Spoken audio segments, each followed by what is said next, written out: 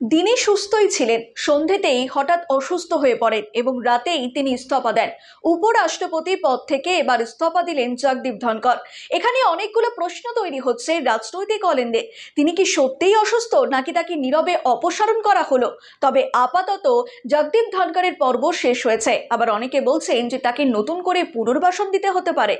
এই খবরটি নিবেদন করছে স্বামী বিবেকানন্দ ইউনিভার্সিটি। আপনার সন্তানের স্বপ্নের ভবিষ্যৎ গড়ে তোলার একমাত্র সঠিক ঠিকানা। যোগাযোগ 7044086270। সোমবার বিকেলেও উপরাষ্ট্রপতি জগদীপ ধনকরকে বেশ ফুরফুরে মেজাজে দেখা গিয়েছিল সংসদ ভবনে। তিনি হাসিমুখে অনেকের সঙ্গে কথা বলেন। তার আগে রাজ্যসভার অধিবেশন সামলেছেন আগের মতোই, কিন্তু সন্ধ্যের পর থেকে আচমকা পরিস্থিতি পাল্টে গেল। সোজা রাষ্ট্রপতি ভবনে গিয়ে নিজের ইস্তফাপত্র দিয়ে আসেন রাষ্ট্রপতি দ্রৌপদী মুর্মুকে।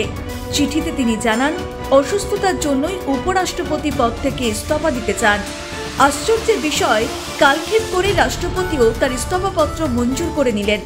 আরও আশ্চর্যের বিষয়, প্রধানমন্ত্রী নরেন্দ্র মোদীও কালক্ষেপ না করে টুইট করে ধনকরের সুস্বাস্থ্য কামনা করে লিখলেন, জগদীপ ধনকর উপরাষ্ট্রপতি সহ নানা পদে দেশ সেবার একাধিকবার সুযোগ পেয়েছেন।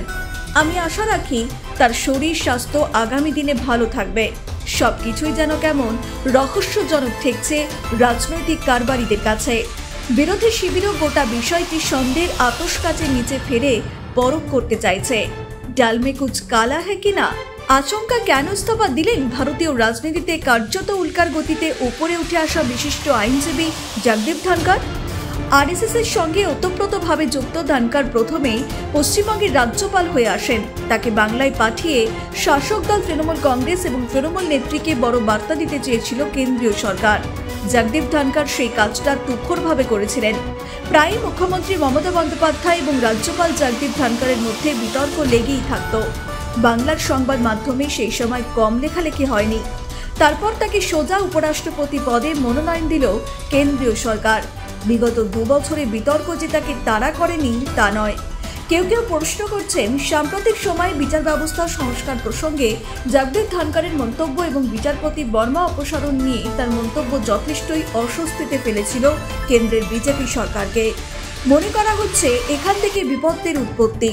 তবে দিল্লির রাজনৈতিক মহল জগদীপ ধনকরের এই আচমকা ইস্তফার পিছনে সম্ভাব্য 3টি কারণ খুঁজে পেয়েছেন।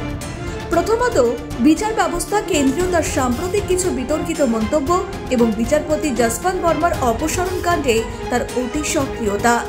উল্লেখ্য, এম.কে. স্ট্যালিনের নেতৃত্বাধীন তামিলনাড়ু সরকার রাজ্যপালের ভূমিকা নিয়ে শীর্ষ আদালতে মামলা করেছিল। মূলত বিল আটকে রাখা অন্যান্য বিষয়ে মামলা হয়। সুপ্রিম কোর্ট রায় দিয়েছিল রাজ্যপালের এখতিয়ার নেই বিল আটকে রাখার। পেশায় আইনজীবী জগদীপ ধনকর শীর্ষ আদালতের সেই নির্দেশের প্রকাশ্য সমালোচনা করেছিলেন। এরপর দিল্লি হাইকোর্টের বিচারপতি বর্মার অপসারণ বা ইমপিচমেন্ট ঘিরে তৈরি হয় আরও তিক্ততা। এই বিষয়ে উপযাচক হয়ে সরকারি অনুষ্ঠানে এক কেন্দ্রীয় মন্ত্রীকে প্রকাশ্যে নির্দেশ দিয়ে নিজের বিপদ নিজেই ডেকে আনেন উপরাষ্ট্রপতি জগদীপ ধনকর। বহুবার তাকে বোঝানোর চেষ্টা হয়েছে, কিন্তু তিনি মুখে কুরু পাটেননি। একের পর এক মন্তব্য করে বিড়ম্বনায় ফেলেছিল কেন্দ্রীয় সরকারকেই, যার পরিণতি হলো সোমবার। কংগ্রেসের রাজ্যসভার সদস্য জয়রাম রমেশ একটি বিবৃতিতে প্রশ্ন তুলেছেন, সোমবার দুপুর 1টা থেকে বিকেল 4:30-র মধ্যে এমন গুরুতর কিছু হয়েছে। তার বক্তব্য, ধনকর স্বাস্থ্যের কারণে পদত্যাগ করেছেন বলেছেন। তাকে সম্মান জানানো উচিত, কিন্তু এটাও ঠিক যে এই পদত্যাগের পিছনে গভীর কোনো কারণ রয়েছে। এই কারণটাই বোঝা যাবে দিন কয়েক পর।